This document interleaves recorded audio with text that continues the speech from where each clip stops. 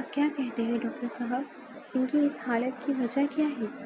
اس نے glass window کے اس پار بیڈ پر بیٹھی اس لڑکی کو دیکھتے پوچھا جو اپنے سامنے رکھی نوٹ بک سے ایک ایک کر کے صفحے پھاڑ رہی تھی اور ہر صفحہ پھاڑنے کے بعد وہ کچھ بولتی تھی۔ اس نے ایک صفحہ پھاڑا اور بڑبڑائی سیاہ، پھر اس نے جلدی سے دوسرا صفحہ پھاڑا اور سفید کا لفظ اس کی زبان سے پھسلا۔ وہ غور سے اسے دیکھ رہا تھا، اس کی ایک ایک حرکت کو وہ اپنے جسم اور روح کی تمام حسیات سے محسوس کر رہا تھا۔ سیاہ کا لفظ جب وہ بولتی تھی تب اس کے چہرے پر ڈر دکھائی دیتا تھا اور سفید لفظ پر بے بسی ابھر آتی تھی۔ ایک ناقابل بیان تکلیف کے آثار نظر آتے تھے۔ اس کا یہ کام بالکل ویسا ہی ہے جیسے کوئی نازک حسینہ کسی سرخ گلاب سے کھیل رہی ہو، اس کی ساری پتیاں ایک ایک کر کے اتار رہی ہو اور پھر ایک پتی پر کہتی ہو کہ وہ مجھ سے محبت کرتا ہے، جبکہ دوسری پر نہیں، وہ مجھ سے محبت نہیں کرتا۔ کھیل پرانا تھا لیکن انداز نیا۔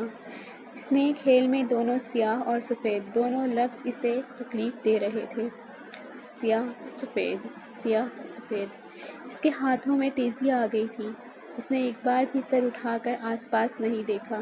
اسے کسی کی پرواہ ہی نہیں تھی۔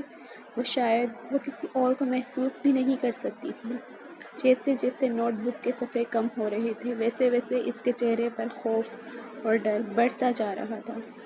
فی الحال کچھ بھی کہنا مشکل ہے، البتہ ہم نے ایک تجربہ کیا ہے اور اس سے یہ جانا ہے کہ یہ لڑکی رنگوں سے خوف زدہ ہے، پر سبھی رنگوں سے نہیں، صرف 2 رنگ۔ آئیے میں آپ کو دکھاتا ہوں۔ ڈاکٹر نے گہرا سانس لیتے ہوئے اس کی بات کا جواب دیا تھا۔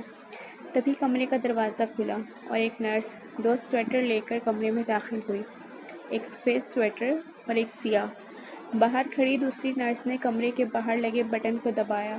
اچانک کمرے کا درجہ حرارت گرنے لگا تھا۔